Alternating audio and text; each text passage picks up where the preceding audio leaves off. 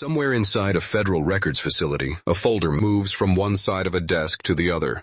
That single motion, quiet, bureaucratic, almost unremarkable, represents the end of decades of institutional silence. 162 files. Declassified. The kind of number that sounds administrative until you understand what was inside them. These were not routine memos or budget reports.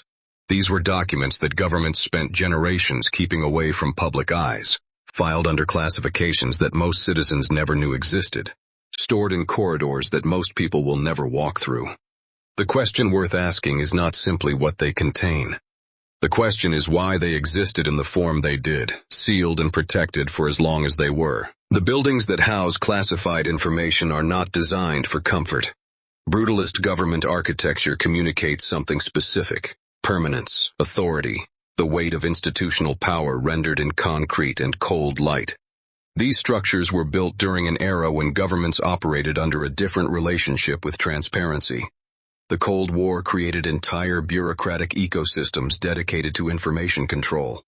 Surveillance programs, compartmentalized intelligence operations, interagency agreements that existed outside public knowledge. The physical spaces reflected the philosophy: hard surfaces, restricted access, no unnecessary windows. What happened inside those walls was not meant to be examined. Not then. The declassification process changes that, but only partially. Redactions remain. Black bars still cover names, coordinates, operational details.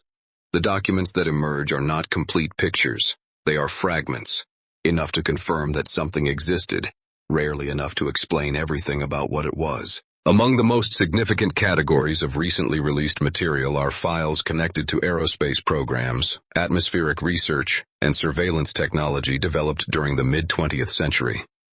NASA archival footage, when cross-referenced with military infrared imaging records from the same periods, reveals a pattern of observation that extended well beyond publicly acknowledged mission parameters. Instruments were pointed at things that official narratives did not account for. Data was collected, cataloged, and then quietly moved into restricted archives. The monitors in those dark government rooms were displaying information that analysts processed and filed, and that filing system is now, at least in part, accessible. Government databases have been updated. Pages that previously returned access errors now load. Documents that were requested under Freedom of Information legislation years ago and denied have been released without explanation or announcement. The cursor blinks on a screen showing a file index. The hum of the server room is the only sound. Understanding declassified material requires a particular kind of patience. The visible text matters, but so does the shape of what has been removed. A redaction covering 3 lines tells a different story than one covering 3 words. The density of black bars on a page is itself a form of information. It indicates sensitivity, operational specificity, the presence of details that someone, at some level of government, still considers too significant to release. Analysts who work with this material professionally describe a process of triangulation, cross-referencing multiple partially redacted documents, comparing dates, identifying recurring reference numbers, mapping the geography of what is absent. Over time, a picture assembles itself. Not a complete picture, but a coherent one. The 162 files released in this batch follow that pattern. Individually, each document is a fragment.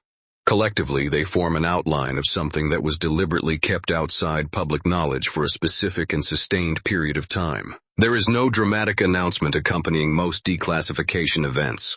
No press conference, no official statement drawing attention to what has been released. A web page updates. A database entry changes status from restricted to available. A manila folder moves across a desk and lands with the quiet weight of everything it contains. That institutional calm is itself part of the story. Governments release information in ways designed to minimize disruption. Timed, measured, stripped of context that might provoke sustained public attention. The documents exist now in the public record. What happens with them depends entirely on who is paying attention, who is willing to sit in the cold light of a monitor and read carefully through what was never meant to be read at all. Inside those 162 files, there are things you are not supposed to see. Buzz Aldrin. Apollo 11, 1969. He described a sizable object close to the lunar surface. A bright light source he couldn't explain. That debrief was classified for 57 years. Apollo 12. Alan Bean reported particles and flashes of light sailing off into space, rotating, tumbling in the dark. Apollo 17. Jack Schmitt looked out the window and radioed back. It's like the 4th of July out there. And then there's the photograph, taken on the moon's surface, 3 dots, in a precise triangular formation. The Pentagon's own scientists reviewed it. Their conclusion: there is no consensus about the nature of the anomaly. A new preliminary analysis indicates that it could be a physical object. These are not fringe accounts. These are military pilots and astronauts, under controlled conditions, reporting the same thing. Roswell, New Mexico, July 1947. A newspaper front page, bold and unambiguous, declares that the United States Army Air Force has recovered a flying disc. Not a weather balloon, not debris, a disc. The headline sits there in black ink on white paper, confident, matter-of-fact, the kind of certainty that only lasts about 48 hours before someone in a uniform decides the public has heard enough. Within 2 days, the story changes. The object becomes a weather balloon. The witnesses go quiet, and the front page gets buried under the next edition. That single correction, calm, institutional, almost bored in its delivery, would become one of the most scrutinized moments in modern history, not because of what it confirmed, but because of what it so deliberately chose to erase. Project Blue Book was the United States Air Force's official investigation into unidentified flying objects, running from 1952 to 1969. On paper, it was a serious scientific undertaking. In practice, it functioned more like a filing system for inconvenient questions. Thousands of reported sightings were cataloged, reviewed, and in the vast majority of cases, closed with an explanation that ranged from weather phenomena to misidentified aircraft to the catch-all category labeled simply as psychological. The manila folders stack up. The typewritten case files accumulate. And somewhere in the middle of all that paper, buried under procedural language and bureaucratic formatting, are the cases that were never satisfactorily explained. The ones marked unidentified, which account for roughly 700 out of more than 12,000 total reports. 700 cases where the system, by its own admission, had no answer. 700 cases that were nonetheless filed away and forgotten. There is a particular kind of document that surfaces repeatedly in declassified government archives. The memo that has been almost entirely blacked out. Lines of typewritten text reduced to thin strips of legible language surrounded by thick bars of ink. What remains visible is rarely the substance of the information. It is the scaffolding. Words like classify, do not investigate further, refer to appropriate authority. The architecture of suppression, preserved in the very act of suppression. These documents do not prove anything in the conventional sense. They do not confirm extraterrestrial contact or secret recovery operations. What they confirm is something arguably more unsettling, that a deliberate decision was made, at an institutional level, to prevent certain lines of inquiry from being pursued. Not because the answers were known, but sometimes precisely because they were not. It would be a mistake to imagine this as the work of shadowy individuals in back rooms, orchestrating a grand conspiracy with theatrical precision. The reality suggested by the documents is far more mundane and, in many ways, far more troubling. Bureaucracies do not suppress information out of malice. They suppress it out of habit, out of protocol, out of an institutional instinct to maintain order and manage public perception. A filing cabinet drawer closes. A case is marked resolved. A memo is stamped and routed and never followed up on. No drama, no chaos, just a system processing information the way systems are designed to process it, efficiently, quietly, and with a profound indifference to the questions left unanswered. Decades later, researchers and journalists and former government officials have begun pulling these folders back out of the drawers. The Freedom of Information Act has made some of it possible. Whistleblower testimony has made more of it visible. And what emerges is not a clean narrative of cover-up and revelation, but something messier and more honest. A portrait of an institution that encountered something it did not understand, decided that uncertainty was more dangerous than silence, and chose silence. The redacted pages are not proof of what happened. They are proof that something was considered important enough to hide. And in the cold arithmetic of institutional behavior, that distinction matters enormously. The headline from 1947 is still there, preserved in archive collections, still bold, still certain. The correction that followed it has never been fully explained. The filing cabinet drawer stays shut, but the questions it contains have a way of refusing to stay filed. Because the sightings didn't stop. They never stopped. In 2022, a U.S. military drone over the East China Sea tracked a football-shaped object. No propulsion system, no wings, moving against the wind. In 2023 and 2024, U.S. military infrared cameras documented objects over Iraq, Syria, and the United Arab Emirates. Objects that decelerated, reversed direction, and disappeared. Federal employees in the western United States reported orbs, launching smaller orbs. In 2024, U.S. Indo-Pacific Command filmed an amoeba-shaped object. U.S. Central Command filmed a bright spherical shape. None of it explained, all of it classified until now. And then there's the FBI report. September 2023.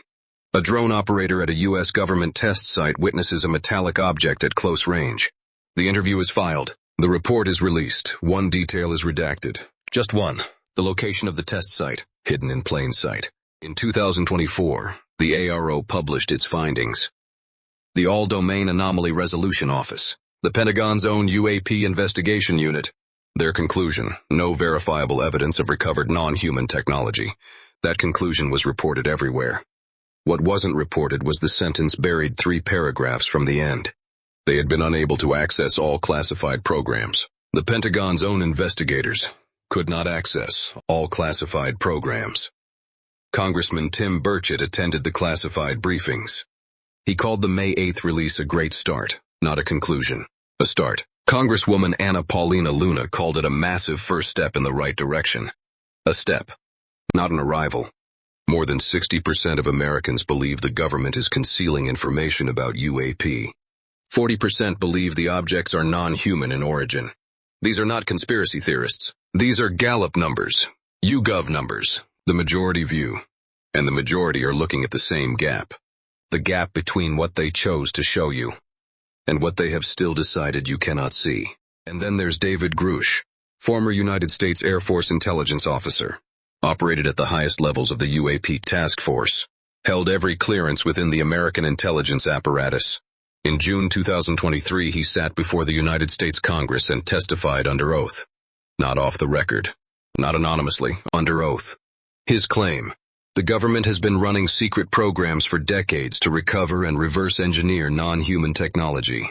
He described direct, first-hand knowledge of programs involving the analysis of non-human intelligence vehicles. He named specific locations where recovered materials were being analyzed. He provided classified testimony to the Intelligence Community Inspector General. The Inspector General reviewed it. Their conclusion: credible and urgent. Not dismissed, not debunked. Credible and urgent. Now look at those 162 files. None of them reference his testimony. None of them address the specific programs he described. None of them acknowledge the locations he named. Not one. That's the second lie. The real disclosure isn't in the files. It's in the gap.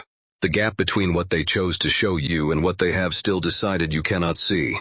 162 pages, published on a government website, accessible to anyone. And buried inside them, astronaut accounts classified for decades, an FBI report with one line missing, an investigation unit that couldn't access its own government's programs, a congressional testimony marked credible and urgent that the files don't mention once. That gap is not a footnote. That gap is where the actual story lives, hidden in plain sight on war.gov. Inside 162 pages of deliberate ambiguity. The question was never whether they would release something. The question was always what they would make sure you never found. What do you think is actually in the programs the investigators weren't allowed to access? Let me know in the comments. Signal lost.